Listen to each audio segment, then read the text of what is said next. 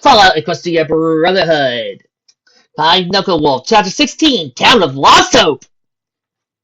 Neil and Adam trudged tiredly down the road. Hills with dead pine trees and open land were unevenly spread out in all directions. Both brothers didn't care what the land looked like. Whether it be alive or dead, what mattered most to them was how far they were from their destination. Their hooves ached, their backs were sore, and their bags felt heavy as they continued onward with determination. Adam, Neil panted, we're almost there. Adam sighed and nodded at him successfully. Yay! They had been walking for hours without stopping. It was late at night once they had left. Now it was day, the same usual day as it was. Clouds covered the skies above. The waves surrounded them, and all signs of life seemed to be sucked up by the grim, bleak world. Adam paused, feeling the soreness overtake him. Brother, I need to stop. Neil wiped his brow and looked down with agreement. I agree. We've walked quite a while. They both dropped themselves on the rugged black road and felt as the pain in their hooves melted blissfully away. They moaned and sighed as the pain left. Neil pulled out his canteen, which was nearly empty. He went down to the canteen and thought hard about whether he should drink the last bit of water. Adam puzzled the same, as he too pulled out his own canteen that was about to run dry. I'm almost out of water, brother. Same here. How far is the town from here? Adam looked at his pip-bug map. About 7 miles from here, he said with enthusiasm. Neil smiled and took a sip of his water. Good. Rest for another second. Keep going. Adam drank from his own water and frowned down. But we only just stopped, and the town's a ways off. He put his canteen away and moved over next to him. I know. But think of all the rest and stuff we can get once we arrive. Warm food, real beds, and water. Lots and lots of water. Adam nudged his brother playfully. Stop it. I just ran out. You'll make me thirsty again. He smiled as his little brother stood up with a moan. Damn, that doesn't feel good. Aren't you getting up? He asked with a few blinks. He felt nervous. Sitting down, the pain was gone. After seeing his brother get up, Ollie reminded him that the still soreness in his hooves would come back once he got up. Yeah, give me a sec. His older brother put out his metaphor like he had built for him. Here, he said, offering him help. Adam sucked it up and took his brother's hoof and helped him up. Though the pain wasn't as bad as it was a few minutes ago, his hooves were still sore. Once they were both ready again, they trotted up the road a bit more. In the distance, they could see old houses that were abandoned by farmers in the old days. They checked a few of the carts ahead, but found only a few bottle caps and a rusty spoon. Though, what was puzzling was, why would someone leave a rusty spoon on a cart? But then again, that didn't really matter. Up ahead of them, they could see an old roadside pit stop with a large red arrow-like sign that was tilted advertised that it was there. Adam looked off into the distance and pointed out to his brother. Do you see that? Neil looked down into the distance at the direction his brother pointed to. And there, far up down the road, was a small roadside building. Yeah, maybe there's something there we can loot, like water, or better. Even if there isn't any loot, we can take another break once we get up there. He looked up at his brother. Can we take another break there? He asked sheepishly, as he felt the soreness in his hooves. Neil nodded at him calmly, with an equally calm smile. Sir, and the town shouldn't be too far off from that place anyway. Together, they made their way to the roadside pit stop, and it took them about an hour to get over to the place. It was much longer than they had hoped. But on the way, they didn't pass up the chance of checking each chart, box, and thing worth looking at as they went over to the building. Unfortunately, their search proved to be unfruitful as usual. As they came up to the cracked pavement of the roadside building, they approached it cautiously. It had boarded up windows, peeling walls, and huge cracks running up and down the tall red building. Even the door looked like it might have been boarded up. Recently, too. Though the hinge is still so, it looked like the door might have been boarded up as reinforcement to make it stronger. From outside, a foul smell lingered faintly around the building. A little nauseous by the smell, Adam got out an old rag he had in his hands and put it to his face. After he pulled out the rag, he felt a slight hint of fear tingle down his spine. It was urgent to pull out for his laser pistol for good measure, just in case anybody inside wasn't too friendly. Adam bucked open the rusted boarded-up door to the rest stop along the road. It was dark and musty, and smelled of rotting flesh, Adam levitated his laser pistol in front of him as he looked inside the old building. You find anything, Adam? Neil said from behind him. No, it looks like this place might have some stuff in it. Adam said, pulling the rag over his face tighter to hold back the smell. Neil noticed his brother putting the rag on. That's probably a good idea. Who knows what kind of stuff's in there? He said, getting his own rag out of his saddlebag and placing it over his mouth and nose. Neil levitated his combat shotgun off his back and put it to his side. Is anybody home? He called to the dark room. Adam took a step inside. I think it's safe, he said before moving into the building. Neil followed him into the old pre-war building. The building had blackened shelves that covered the inside of the only room. Small papers and rusted cans littered the floor. Only the sound of the wind outside could be heard from the inside of the dark building. The two brothers looked around the room for a moment to see if there might be anything they could loot. In the room, there were only two things that looked interesting. One was a semi-operational sparkle cola machine, and a safe that looked untouched on the wall behind the counter. Neil turned to his little brother. Look around for food. I'd like to see if there's anything to eat. I'm starving, he said, keeping his voice low. Adam nodded back to him. Yeah, and I really could go for an apple right now, he mumbled, rubbing his empty stomach. Neil made his way to the counter, and Adam started to look down each row of the old shelves, which were only cans and dust. Ah, shoot, he swore as he turned back to his brother. There's new food over here, or anything for that matter, he called to him. Neil looked back at Adam before going over to the counter. Right, let's take the safe over there and see if there's anything worth taking. Adam nodded at him and started making his way to the counter. Neil hopped over the top of the counter, only to step right into a decomposing corpse. Yeah!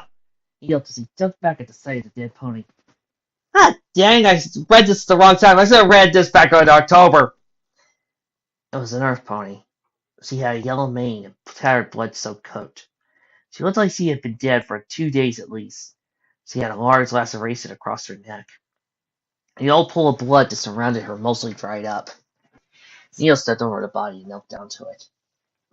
Oh no, he sighed sadly as he closed her eyes to his right middle hoof. Adam came up to the counter to see what his brother was doing. Brother, did you find... He stopped talking when he saw his brother hovering over the dead body. She looks a little older than me, Neil said mournfully. Poor thing.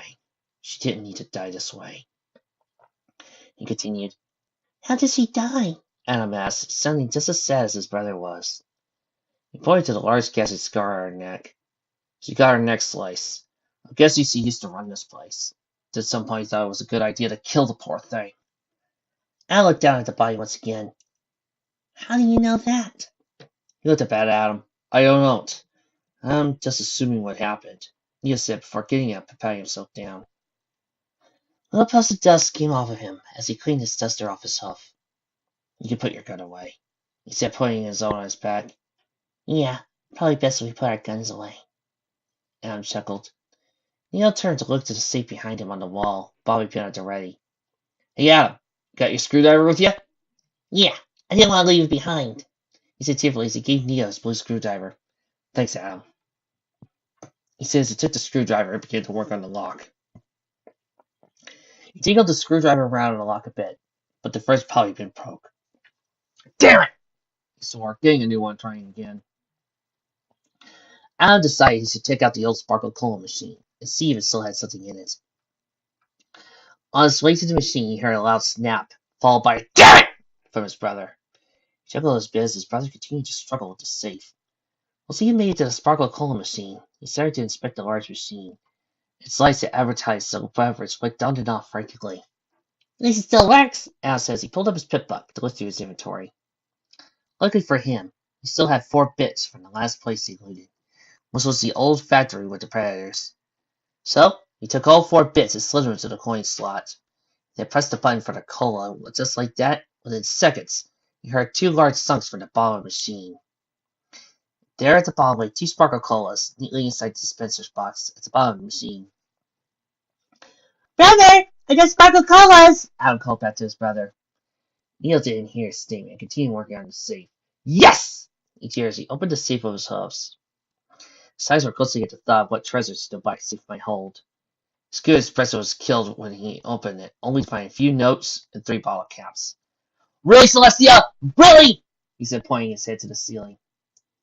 Adam creeped up behind him with the sparkle colors. What's the matter? He asked, standing at the counter. Neo turned sharply, forgetting about the Chief's contents. I give up! You win, Celestia! You have me now! He yelled, looking at the ceiling. Ignoring his brother's behavior, Adam smiled as his brother shook the bottles around. Look, I got 2 bottles out of the machine. Neo looked at his brother with a bland, facial expression that wasn't noticeable under his face mask. How's that supposed to fix our food problem? Adam shrugged. It won't, but at least we can drink something. Neo hopped over to the counter. I'll have to admit, at least it fixes our thirst problem. He said, trying to look on the positive side. Together, both brothers went outside and sat down on the old wooden bench in front of the rest stop. The 2 brothers took off their masks and stared into a small pair of the impressive rocking heels. Neil was slouching back on the bench, lazily as he sipped a carrot sparkling cola. His toes felt relieved as the pain had slowly died away from the endless amount of walking they had done. You know, Adam, just behind those hills in front of us is the town of Arcannon, our destination. He took a sip of the sparkle cola before continuing. Let's think about it for a second. It's been 2 days since we've seen real civilization. 2 days since we had a proper meal that isn't crap. Oh, I miss those beans that I ordered made. Adam smiled and thought of a nice meal. I miss them too. You don't stop talking about the food. You're going to be making me more hungry than I already am, he said, as his older brother playfully. He returned a chuckle. Yeah, I'm going to make myself more hungry than I already am, too. Yeah, he said, calming down. Neil blinked down. Something on your mind? He shook his head as he looked at the almost empty sparkle cola in deep thought. It's just... Just what? What if Mom isn't there? And what that zebra said? It bothers me a bit. Neil struck down. Nah, don't listen to him. He's just speaking crap. Doesn't know anything about us. Alan was about to respond, till he caught a whiff of burning smoke in the air. The smell was followed by a faint sound of loud gunshots in the distance. You smell that? He asked, getting off the old bench. Smell what? Neil said, getting off from the bench. Neil smelled the wind for a second. The smell of burning timber and gunpowder faintly crossed his nose. Yeah, I smell it too. Do you think it's... Neil Fizz says with a worried tone. Arcannon! Yeah! It could be. I hope it isn't, though. Neil pulled up his pit box to look at the map of the area. I have the town marked. Yeah, it's just a few miles beyond those hills. So we check it out? It would be the worst thing to do. Plus, from the top of those hills, we should be able to see the town. Adam nodded sternly out before they both galloped to the nearby hillside. After maneuvering their way through the rough, twisted hillside, they slowly approached the top. But once they got to the top, they were completely taken by the horrific sight before them. In front of them was a large, flat plain, and at its center was a small town made up of tiny metal shacks. The small town was surrounded by a tiny metal wall. The town's gate was busted down, and its walls were filled with large gassing holes. Large stacks of smoke coming from the settlement added to the dark, gruesome scene. But the one thing that bothered the two the most was a large green flag with a black horseshoe in the middle waving in the center of town. Both of them were completely shocked when he told them that there was a war between the Ironhoof Legion and the Steelhoof Coalition. They never thought it would actually get caught up in it. They said this was a coalition-controlled settlement. They said the war was in the north! Adam yelled as he looked down at the burning town.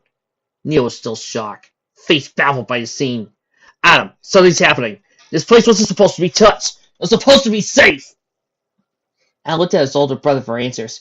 What are we going to do? Hope, Adam. Hope they haven't killed anyone yet. Because right now, that's all we can do. Adam frowned and looked down at the town with panic in his eyes. What if Mom's there? What if they're doing something to her? Neil didn't turn on him, and looked down at the town with a glare of determination as he looked at the burning town. Like I said, let's hope that isn't the case. It's probably best we get down there and see just what the hell's happening. Hopefully we're not too late. It had taken them an hour to climb down the hill and walk the vast open plain that surrounded the town. In the distance were godlike mountains that had peaked to pierce the massive sea of clouds above. They could see it as they came up to the large town's stacks of smoke that towered high to the sky. They tried at a hustling pace to see the damage done to the town, and maybe, just maybe, their mother was there, and she was all right. The Green Legion flag that flew high in the sky was clearly visible now, like a dark shadow. It cast a dark aura over the land throughout the town. The feeling of panic and anxiety ate them, and it only got worse the closer they got to town. Within moments, the once small wall that had covered the town for the distance was now more clear and detailed. Holes were scattered across it, pelted by large shotgun shells, though the real question still echoed and lingered in their minds as to whether their mother was there. They saw the gates and paused as they saw two large doors to the broken village down and bent inward as they lay and decided to open. In horrifying awe, the two brothers looked carefully at the town as they heard the faint sound of gunshots and shouting in the wind. Brother, I'm scared. Neil called hard. I am too. Alan took a deep breath, stuck out his chest, sucking up all the courage he could muster. Mom's in there. Those ponies, they need help. Neil tried with all his might to shake the fear from himself. It was proved to be pointless. You're right, Adam. We need to do this. After all, we've come this far, haven't we? He nodded sternly. Right then. Let's do this! Once again, they took a deep breath in and made their way to the gates ahead of them. There was a small dirt road leading to the front gate in the center of town. Standing close to the entrance were two Legion soldiers, clad in a thick green military armor, with identities hidden by the pre-war gas mask. Both of them happened to be unicorns, who toted in bleeding green auras, semi-automatic rifles that looked sleek, perhaps even fabricated in the town itself. On the soldiers' backs were swords seated in new tan leather bearing the Legion's horseshoe crest. They noticed as Adam and Neil approached the gate and raised their weapons. Halt! Who approaches the gate? Adam and Neil tried their best to hide their fear as they came up to the two guards. I'm Guardian Neo, and this is Private Guardian Adam. We just want to get into town. Guards looked at each other before looking back at the two brothers. Captain Cyrus has given us orders to not let any pony into town, and any pony that leaves is to be shot on sight. You'd be smart if you just turned around and get back the way you came, said the other guard. Neil lowered his head for a moment. It took a minute to answer the guard. All right, I see. We'll just head back right then. Alice widened. But, he whispered to him. Neil gave him a serious glare. Thank you for your time, Neil said, turning around. Adam, who was completely speechless, followed his brother away from the town. But, brother, why did you say that? You can't just give up that easily. I know, but we're not going in through the front. If we don't let those guys out, then who knows what would happen if more guards came. So, since there are holes in the walls, then maybe... Adam started catching onto his idea. Maybe we could get through the town onto the gate! Neil nodded confidently. This way, we won't have to stress ourselves out, and we'll less likely die.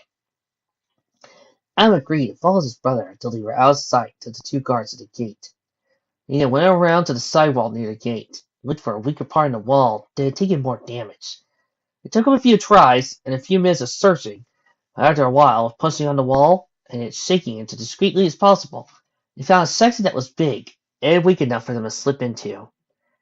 They removed the part of the wall that was loose and slipped inside. Neil let Adam go through first, as he watched for the guards that might be patrolling the wall. Fortunately, the coast was clear, and which was a big relief to them both, as Neil slipped in through the hole and carefully placed Mel's sheet back where it was. A hard, nervous feeling grasped him as he scanned the area around. On the other side of the wall were several buildings, and each one was either made of a dark, dull brick or roughly constructed structure made of only sheets and steel beams. They were behind a building, and the shadow from the building hid them well.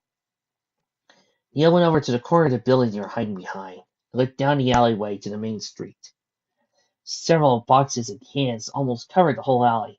He couldn't see more than the boxes and cans themselves. I looked at the corner of his brother and listened to the loud shouts that came from the street on the other side of the junk. He felt himself grow sick as he heard the sounds of cries and pain that came from the points he couldn't see, which to some degree made him deadly curious. Curious to see just what was going on. Neil put a hoof to his mouth to make sure Adam understood that they needed to be quiet. So, they moved on any further. Neil removed his duster and put it in his bag. Adam gave him a puzzled look. Brother, what are you doing? After he finished stuffing it in his bag, he looked at him and pointed to his duster. I realize our dusters make us get giveaways if we're spotted. This way, we look like normal town's ponies. At least that's what I'm hoping. Adam thought about it for a moment, and his brother was right. If Leeds had spotted him, they were unsure what would happen. Then again, their levitation saddles would show, and that could be disastrous.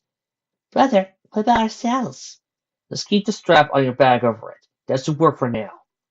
That did make sense, and at least this way he had a better chance of looking around the town. And then took off his own duster like his brother did, and nodded at him that he was ready to move again. Neo nodded back down and started trying down the hall until he found an alleyway that wasn't blocked off. After looking down a few alleys, they found one that was empty. As calm and as unnoticeable as they could, they went through the alleyway and into the main street that ran through town. Ponies were lined up along both sides of the street. They were crying, covering their loved ones as they watched what was happening in the center of the street. They carefully moved into the crowd and did their best to blend into the townsfolk. In the center, ponies with green armor and singing masks covering their faces stood at attention as a pony without a mask walked along each side, eyeing the ponies of the town. Normal among the Legion soldiers were 3 black wagons that made entirely of metal. They had 4 large wheels and monstrous-like turret on top, which had a gun that looked like it could punch a hole through a stable door. Pulling the wagons were large, thick green-armored coat stallions that had massive steel helmets covering their heads. As the pony who walked up and down the crowds for a second time came back up to the end of the crowd that Neo and Al were in, he paused and looked at the whole population of the town. It didn't occur to the 2 brothers, but out to the side wagons were covered with tarps, covered in flies as Legion soldiers lined up the bodies into them roughly. "Citizens of our cannon," he boomed, "you have just seen what happens when there are those who defy our order." He began his walk down the crowd of ponies once more. "Order is law, and law is order. In order for any society to survive, we must have order. Without it, they are nothing more than equestrian ruffians. But in order to maintain law, we need supplies. And Legion law dictates that every settlement under Legion control must give a total of 5,000 pounds of food each every 3 weeks. As punishment, as you have seen now, except for 1 every 100 pounds that are not given, 1 pony dies." He stopped his march once more and turned to the whole town sharply. "Now, for this cycle's trials!" With that, there was a loud murmur over the town. There was one soldier to come up to him. The soldier who he called pulled out a piece of paper and held it to him so he could read it. "Please halt! Step forward!" There was a moment of silence as he eyed every pony carefully. "No?" he cooed then. "Well then, you!" As he stumbled out of the crowd shaking nervously. "Up here! Don't be shy!" He called to her, pointing in front of him. She moved slowly up to him, stood quivering in front of him. "Please halt! You have been accused of being in contact with the Coalition and violating Law 17 of the Legion. As punishment for your crimes, you will have your wings removed by the sword." She didn't dare look him in the eyes, as fear overtook her. But I did not have Pegasus. He looked over real quick before nodding at her. "Indeed! So you'll suffer the same fate as those who broke Law 19! Her eyes widened as she got down on the ground and pleaded to him, huge watery tears rolling over her cheeks. "Please, I'm not her! I didn't do anything!" He nodded at 2 guards and bolted over to her and held her steel. "Then let her come out here to get her punishment!" One of the guards held her down, gave him a sword he held onto him. The sword had a strap on it so it could be used by an earth pony. "Please!" she cried as he placed the sword to the base of her own.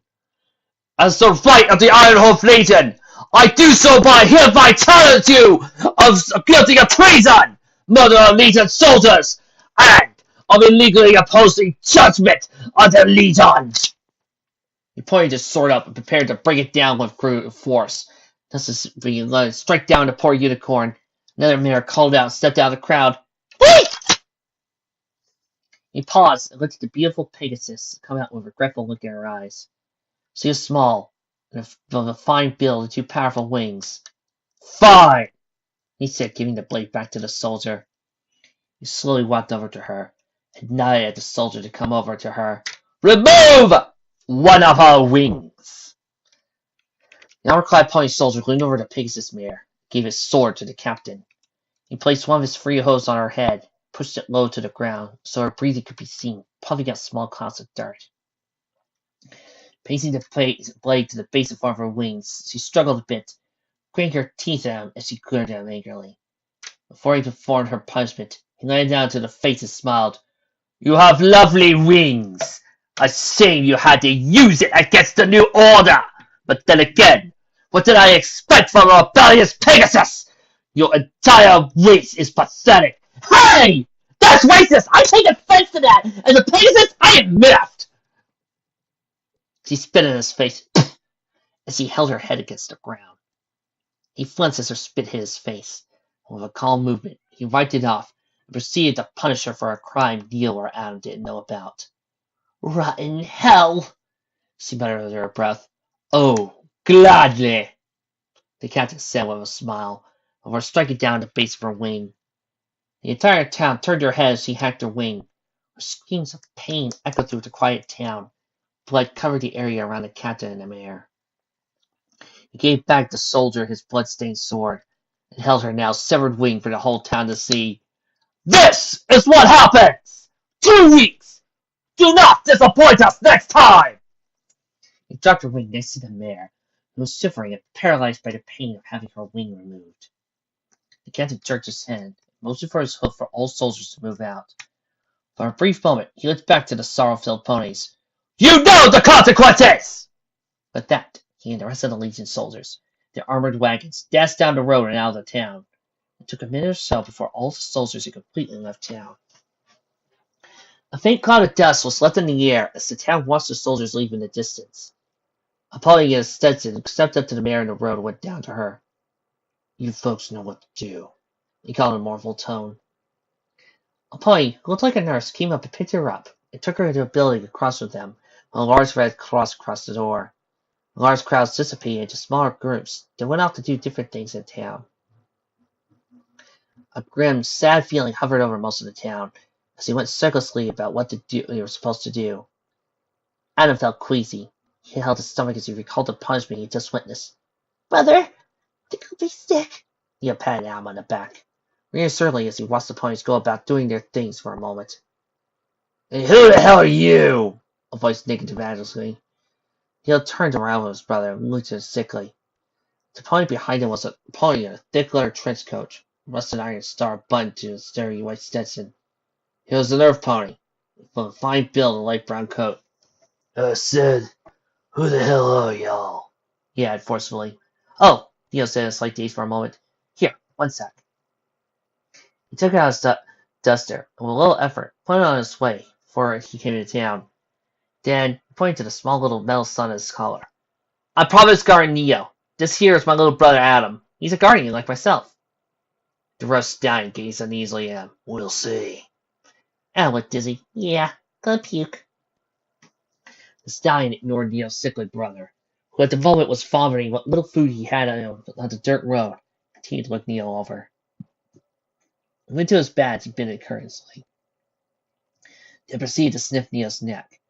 Both of the things he made him feel violated. After all, this random pony, when he assumed was the sheriff, was biting and sniffing at him. The sheriff reeled back from the slightly disturbed pony, looked back at him with a small smile on his face. Oh my God, you're turned on! Oh, you wouldn't believe it. The sheriff turned and looked at one of Neo's hooves and shook it warmly. Sorry for the rudeness. I'm trying to keep my town safe. You can't be too open with just any pony, you know. Neo looked and chuckled. Also, sorry for your brother there. Sorry you'll need to see that. She should be fine. Her wing won't work, but she'll be just fine. Hopefully, we got medical care here. He looked up, stopped shaking his hoof, and patted Adam on the back a few times as he recovered from puking. You gonna be okay, Adam? Wiped a bit of the puke that was still on his face off of his hoof. Yeah, I'll be fine. Heh, the sheriff chuckled. Well, anyway, look at the arc cannon. Not much of it was, but these are trying times. We're doing our best to get by just as you saw. As for me, I'm Sheriff Westwood. Ever since the Legion came by and killed the coalition soldiers a bit ago, me and a few others the only protection this here town has. He took off his hat and placed it on his chest, and I regret that. Even though we tried to get by with them bastards. Life ain't much easier here than it was before. Adam groggily put on his duster as the sheriff described the town's condition. Well, enough of that. What are y'all doing here? Neo gave him a serious stare. The coalition sent us to check on the town, but it looks like things aren't too great over here. Swift's jaws nearly dropped as he heard Neil speak. Yeehaw! He cheered as he almost threw his hands in the air. Neo and Al looked at each other as he watched the plane celebrate to himself. If I were a stallion, I'd hug you. I knew the coalition hadn't forgot about us. I just knew it. Those words made both of them feel warm inside, as if they were finally doing something right for once. Yeah, they sent us, but also looking for some pony too. He stopped his cheering and looked down contentedly. That's it. What can I do you for? Who is y'all looking for? A pony by the name of Dahlia. She's about Al's height, blue, has a pit buck. Does any of that sound familiar to you? He scratched his head for a moment. Can't say I have, but if she's around, might be at the clinic over yonder. Westwood pointed to the clinic that Pegasus mare was taken to. Now sell some pony like that, but I'm not sure. The fairy messenger and their mother, being in that very clinic, sent their heads to flutter. Joy and relief soared inside them as they could feel their quest coming to an end. Both brothers smiled at him. Thanks, this means a lot to us. He tipped his hat to him. Ain't nothing. Let's shoot. You fellas need a place to sleep? I'll tell Cotsworth at the inn you folks need a place. I can't wait to tell the town that real guardians are here. But won't they be happy? Mary came up from behind him and tapped him on his shoulder, with dark sadness in her voice. Sheriff, some of us are going to put those poor boys that lost today into rest. Care to help the families in the graves, Randy? We want those poor soldiers to at least have a place and rest. The sheriff nodded at her surly. I'll go now if you need me. Yes, that would be nice. My friend's sister was killed as part of the cycle's punishment.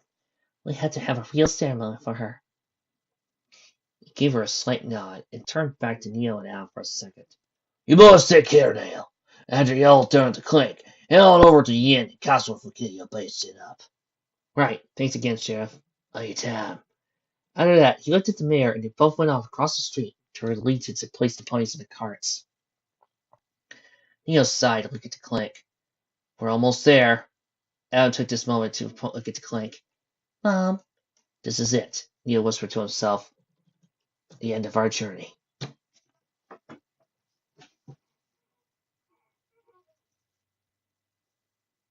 Don't you believe it? The door to the clinic was opened with a loud creak. A small bell jingled on the corner of the doorframe as two brothers came in eagerly. There was a small wooden desk that had a chair and a small terminal. The wall behind it had posters of a yellow mare that advertised something called the Ministry of Peace. Old pictures and knickknacks covered the rest of the old peeling wall. To the right of the desk was a worn wooden door that led up to the back part of the building. Both Neo and Adam went up to the desk and rang the little bell that was on it. But like they had guessed, no one showed up. There were also 3 old school chairs in the room, which they assumed were waiting for ponies who had loved ones in the clinic. But the room was empty, and the sound of creaking arced in the door. The sound of yelps and ponies rushing in behind the door was next to the desk. Curiosity, Adam rang the tiny bell on the desk. Like before, no pony showed up. Neo shook his head in frustration. Screw it! We didn't come this far to be stopped by waiting for service! With that, he walked up to the door and went through. Adam tried to stop his brother from doing such a rash thing, but it was too late. He was headstrong when it came to things like this, and trying to stop him with something like this was almost impossible to do. Adam felt a little guilty for not giving them time to come and help, but then again, wanted to see if their mother was really here, and anxiety ate him from the inside out. Inside was the door. It was a long room that had 2 open windows at the end. 8 green medical beds were lined up against the wall, with strands piled with blood-soaked bandages. 6 of the 8 beds were taken by ponies who looked injured horribly. The room itself smelled of blood and warm meat. Nurses and normal ponies alike danced back and forth, taking care of the 5 injured ponies who screamed and wailed as they had stitches or limbs fixed up in a brutal and evil-like fashion. One pony in the far corner had a cast on its leg, lay there contentedly, helping the ponies who were tending to the others by giving them medical supplies as they passed them. He had a yellow coat and fairly spiky red mane with deep red eyes. An Earth Pony mare who was passing by the two brothers stopped and looked at them oddly, as if they didn't belong. Can I help you? We already have enough ponies being treated as we speak, she said in an agitated, impressed tone. Neil nodded his head at her. I understand, but this won't take long. We just want to know if you're caring for a specific pony here. She turned around and pointed to a clipboard on the wall at the end of the room. Look over that. If they came in here, he'll be on the list. Now, excuse me, I need to get some X for a patient. With that, she took off down the room and towards the unicorn at the end and gave her what she needed. With a light trot, they both made their way to the end of the room, looked over the clipboard, many names that covered it. Each brother muttered to themselves the names of the ponies as they looked through each one of the names that was listed. Neo started with the first name, as Alan muttered the next. Lemoncello, no. Fritz, no. Fritz! Fritz! Oh my god! No! They killed Fritz! You miserable, no good, stinking, lazy bastards! You killed Fritz! Whoa, dude, it's fine. See, okay. What? You're fine. There you go, ruining my moment of glory. You're fine. Damn! Fritz, come on. Speak to me, man. It's okay. Fritz! Oh my god, they killed Fritz! You miserable Legion bastard! You killed Fritz! I would like to apologize for that last sketch. Don't know what came over me. Trixie has no idea either. Bloomberg, no. Canberry, no. They scanned the paper again and again, but no sign of their mother's name. Neil got angrier and angrier with each passing name. No! He screamed. Neil slid the clipboard on the wall and hit the wall with a metal foreleg with brutal force. He gritted his teeth as his brother looked sadly at the clipboard on the ground. She's not here. Neil stopped his hoof hard on the ground in anger, almost breaking the wood floor. Of course she isn't! I see it all now! Damn it! Why was I so stupid not to see it? Adam cautiously approached his brother. Maybe there was a mistake. Maybe they didn't write her name, or... Neil turned sharply to Adam, looked him straight in the eyes. Don't you see, Adam? They used us! Lucy signed us up just to go on some wild goose chase for him! We did what we were told for nothing! I watched Lou die! Allie, you almost died to escape those predator things! For what? We came all this way for nothing! Tears began to build up his eyes as he lowered his head. Adam, little brother, he thought to himself. Adam was on the verge of tears as well. What is it, big brother?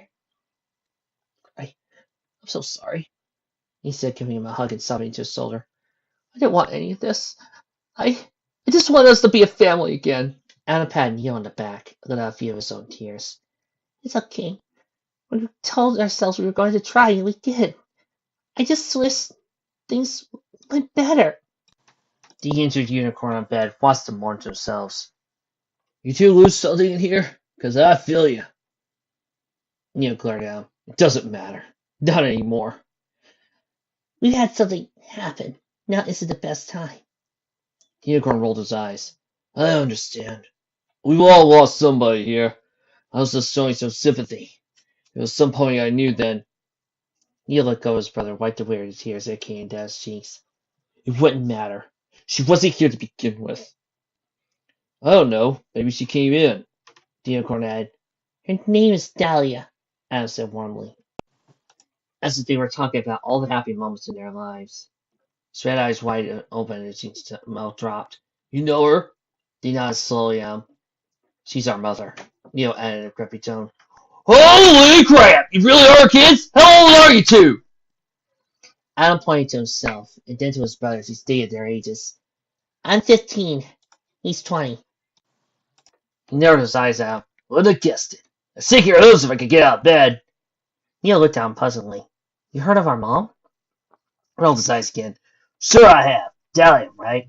Most ponies in the coalition know who she is. Neil's both sad and angry feeling melted away as he looked at the unicorn and shook him excitedly. Do you know where she is? Tell us! Now! Al was equally as curious as he went up to him closely, grinning at him. Yeah! Do you? He goes to the background. Yeah, no. I know who she is, though. They'll lower their heads as their smiles and hope died inside them again. Ah, sighed in disappointment. Just when I thought we could come close again. Unicorn looked down and smiled. May not know where she is, but I think I know someone who does. Both raised their heads. Really? Who? Adam replied. Unicorn laid back his head with a silent smile on his face. Goes by the name of Sharpnote. Not too much to look at, but he's loaded with info and stuff about ponies. Though, can't promise you anything. He likes to hang out at the inn. That's the first place I tried looking for him. Neil looked towards his brother with a faint glint of hope in his eyes. This might not be over yet, Adam. This guy has info about him? We might get closer. Great. Plus the sheriff recommended us, so we'll head there too. Get things done in one sitting. Neil looked at Unicorn merrily. It shook it up a few times. Thank you so much. You don't know how much this means to me and my brother. Arthur's backhanded sleeplessly. It was nothing. Just trying to help folks. Hope something we need to have a little more around of here. So I try to spread when and where I can. Neil looked down and nodded. Well, thanks again. With a quick motion of his hoof, Adam and Neil trotted out to the door leading out of the clinic. Before they left the junction, the Unicorn said, Hey, what's your names? Adam smiled at him. I'm Adam, and he's Neo. Neo? He smiled at him, remembering the names. Okay, name's Fred Glare. Okay, move on. You don't have all day. After that, Adam and Neo nodded at each other, left the building, and made their way to the inn. I liked them. Hope Sharpnote could help them. He looked mournfully at the different ponies in the room, sadly laying in their beds, massive bloody bandages covering whole parts of their body. We all need a little more hope in these trying times. Adam and Neo stood in front of a large rectangular building that had a worn festive light covered side that buried in big yellow layers in a saloon. It had 4 windows, and like Mayton, 4 that were flipped open at the entrance. A little bit down the road, ponies were fixing the large steel gate that was once busted open, though it hadn't been long, and it seemed like it almost was repaired. Though, judging on how long they had been under the lease's grip, maybe it had to adapt to fixing the town at a moderately fast speed, lest raiders or other things get to the town. A pony, with 4 others behind him, wore signs to advertise the burial later that evening. Each one looked depressed and sad as the next. Burial for the dead, a tribute to those who dreamed and hoped for a better future. Burial for those who have lost some pony. Pay tribute to them and let them not be forgotten. The whole town was both in a scrambled and mournful state as ponies worked to fix the walls and gates. Those that sat outside the buildings were crying, or comforting loved ones who lost some pony they cared about. It was hard to stare at the town for long. Everywhere they looked, more and more ponies wept for the fallen, entirely worked on what they could. Turning away from the scene, Neil looked back to the entrance to the inn's saloon. Come on, Adam. Let's get inside. Adam agreed and followed his brother to the old metal building. The inside of the inn was large. The ceiling went up 2 stories as a small walkway with a wooden railing at the second floor had ponies looking down from it to the floor below. A small old fan hung from the ceiling. Various creatures decorated the walls around the first floor, along with 2 pictures of different ponies and old pre-war posters. Flipped over tables were being put up circulously by 2 ponies who had depressing expressions on their face. There was another pony in the corner of the room, in a round booth with a guitar. He had his husband up on a table as he slouched back and played his instrument himself quietly. 3 ponies stood at the bar at the end of the room, talking with the lower berth pony stander. One was a stallion who looked worn and ragged, and one of his hooves was around a mare that was next to him. The third was a filly who looked older than Lou, who looked at the bartender with tears going down her eyes.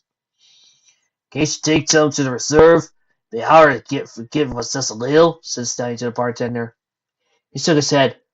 I'm sorry, but the Legion took almost half the reserved food. I'm afraid tonight's the only time we're going to open it to take ourselves like the rest of the town. But my family hasn't eaten in 3 days. We need something. Lily needs at least something. Me and her could get by till tonight. Bartender sighed. I know how you must feel, trust me. But I can't even be sure there's enough for the whole town tonight alone. I'm giving you mine just make the others get behind in our supply. They'll hung their head and the stallion said to him, I'll see. See if we can get by. Bartender looked conspicuously around the room for a minute. Listen, here, take this. Well, that's all I can give you. He pulled a small can from the counter and gave it to the mare at the stallion's side. They smiled at him. Thanks, Cogsworth. You don't know how much this means to me and my family. He smiled back and whispered, "Just do me a favor. If any pony asks what you called it, you didn't get it from me." The mayor nodded. "We do. Celestia bless you, Cotsworth." "Now hurry, before the sheriff or some official comes along and scolds people out," he said with a shooing gesture. Three ponies walked away from the counter and past Neil and Adam till they passed out through the push-open doors. With that, the bartender turned the small radio on the counter onto the room, while cleaning his area around him. Neil now came to the counter and looked at him. "Hello?" Adam asked. The bartender looked at the two solemnly. "Yes, you two are new. You travelers or something? Anything I could get you?" "Yeah, we're a little new here, but we're looking for some pony. You seen them? We were told he likes to hang out here," Neil asked, putting his foot on the counter. Laying down the counter looked more directly at her eyes. "Why? Did somebody I know do something?" Neil took her head. No, we're looking for our mother." "You two look a little old to be looking for your mama." He frowned down. "No, we're not. And can you please help us? There's some pony that can help us out." The bartender leaned forward, rubbed his nose a bit before answering. "Depends. What's it you looking for?" "A pony by the name of Sharpnote." Carswell looked over his shoulders and pointed to the corner of the building. "He's over there. Just don't kill him here. If you're going to do that, take it outside." Neo now chuckled nervously. "No, we're not here to do that." "Good, because the last thing we need here." The bartender was done speaking. They thanked him for helping him and went over to the pony in the corner. The pony in the corner was lazily slouched, and placed his car was an earth pony with a blue coat, a tan fishing hat, and a tan vest that hung closely on his body. The key mark on the stallion was a vinyl disc with a headset in the center. He stopped playing as he approached him. Can I help you?" He said, tipping himself in a deep, smooth voice. They both sat down in the booth and looked down. "Yeah, we were told you could help us." "Maybe I can, maybe I'm not. You have to tell me your names first." "I'm Neo, and that's Adam." "You two friends or something?" "No, we're brothers." "Really? How old are you?" "He's 15. I'm 20. Burst out laughing. "You're 20?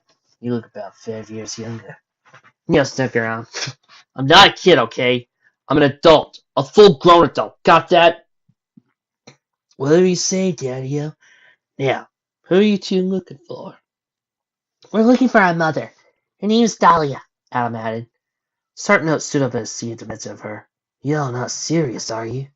"We're dead serious," Neo stated. "Well, son, I could help you, but there's a problem." "What problem?" He leaned over the table and called out for the bartender to turn up the radio. The bartender, who at the moment was cleaning up an old coffee pitcher, went over the small radio and turned it up for the whole place to hear. Proud, deep pony's voice boomed over the speaker. Hello, my little listeners. It's me, Cool Blue, bringing you the local news today. Recent news: the old highway leading up to the settlement of Arkan has been reported monster-free. Yeah, that's right, Caminers. You heard me. Monster-free. It's all thanks to two guardians over at Bunker 37. You two are hearing this. You earn the respect of the whole southern province. Let's be sure you keep up the good work, because we all could do with more good news nowadays. In other news, both Adam and Neil sat there a second thought. Did he just mention them? The whole mission they had been given didn't seem that big. Well, apparently it was more important than they thought.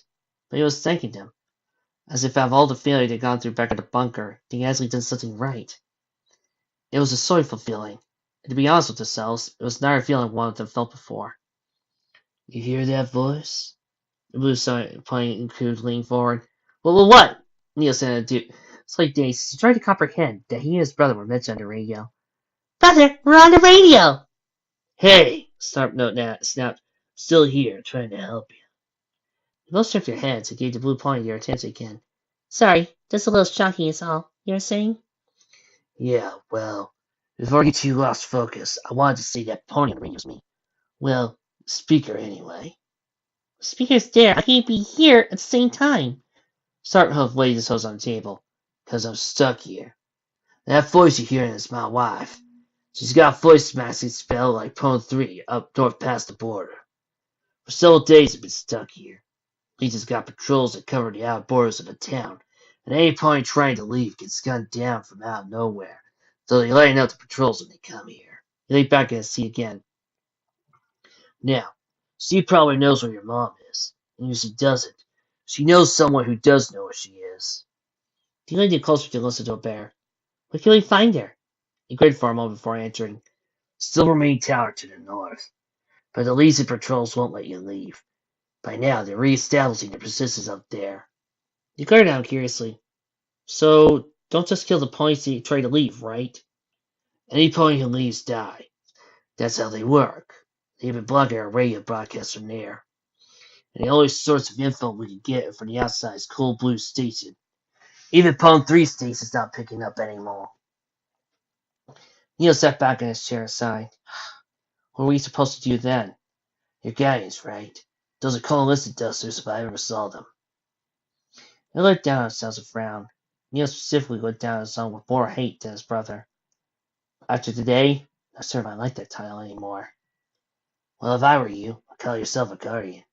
Folks around here need something to have hope in. And once the word goes around town, you guys are guardian ponies, things will start picking up again.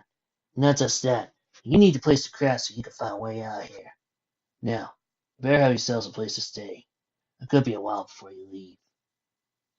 It was dark in the world. The great clouds overhead loomed over the world as much as they always did.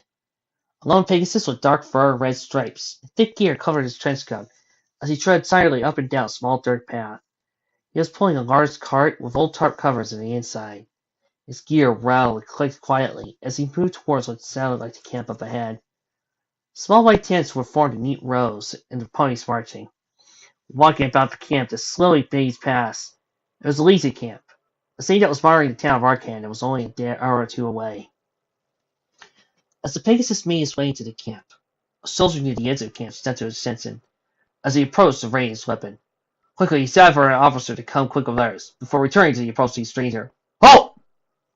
The pony halted his advance, and looked blankly in the eyes of the soldier, who previously held his gun in his face. Put that gun down, son, before you hurt someone. Do something stupid. He shook his head quickly as he told him afraid. No, not until you verify yourself. Our Pegasus rolled his eyes at him. There ain't somebody else I can talk to? No, I mean, yes, He smiled. Near his jumped was a pony in green armor, bronze outline. Captain's hat came up to him, put himself on the soldier's gun. At ease, soldier. He's working for us. The soldier put his weapon to his side, stood attention. Yes, sir! He said sternly, giving a sharp salute. Captain motioned for his head for the Pegasus to follow into camp. Come with me. Without responding, the Pegasus followed the camp. I got what you asked for. I got some information, too. Good work, the captain chuckled. His Majesty will be most pleased with this news. I can assure him. He went into the large tent near the center of camp. Large enough for the whole cart to fit inside. Large enough for many other ponies to work inside if need be. There were a few lanterns that hung from the roof, or tent that provided a dim light for the whole tent. There was a terminal on a stand on one side of the tent that glowed a faint green. The captain helped the Pegasus unhook himself from the wagon and looked inside the cart by holding up a part of the tarp. Within the first second of looking at the tarp, he lowered it and stood back in the cart, eyes expressing. Good. You did manage to take a few from the record runes. How many are in there? 7. As many as I could kill, and as many as I could haul. You also managed to keep them in fairly decent condition. Mike Jasmine Pegasus extra afraid for that. Pegasus grinned for a moment, before shortly returning to his dull expression again. Great. I was hoping for something like that. But, the captain added, I have a question. Is it true that these things run on the blood of their prey? He nodded, Captain. Excellent. Once again, the rogue monsters serve their purpose again. Only this time, rather than fighting for peace, these machines will fight for a better world. With them, we'll be on the way for achieving that. Pegasus glared at him oddly, and the captains were crazy. Whatever. As long as I get paid, I don't care what the hell you're doing with them. Ah, yes, speaking of which, I need to get your pay. Wait here. I have a banker cash ready for when you arrived. He looked under the flat and went up. Just before he walked out, he stuck his head back inside. Yes, well, that terminal can be used to communicate with His Majesty. You might want to inform me of your progress. Did you bring the blueprints for them? He nodded once more at the captain. Good. Once again, he pulled his head out of the tent, made his way to fence the traveler as a reward. Pegasus looked at the criminal and glared uneasily at it. Picked himself up and just stared at the terminal for a moment, before putting his head down, shaking his head. The captain came through with a small rally bag in his mouth, dropped it in front of him, Pegasus grinned at him. Well, now that's over with, let's discuss what we'll do with the predators. Bum, bum, bum! Footnote. Level up. Wanderer. As you wander, you have a 25% chance of finding rare loot in the oddest of places. Footnote. Level up. New perk. Jellyfish. Random things can happen. Might as well get something good at it. Keep exploring and searching to find out what the wasteland has in store.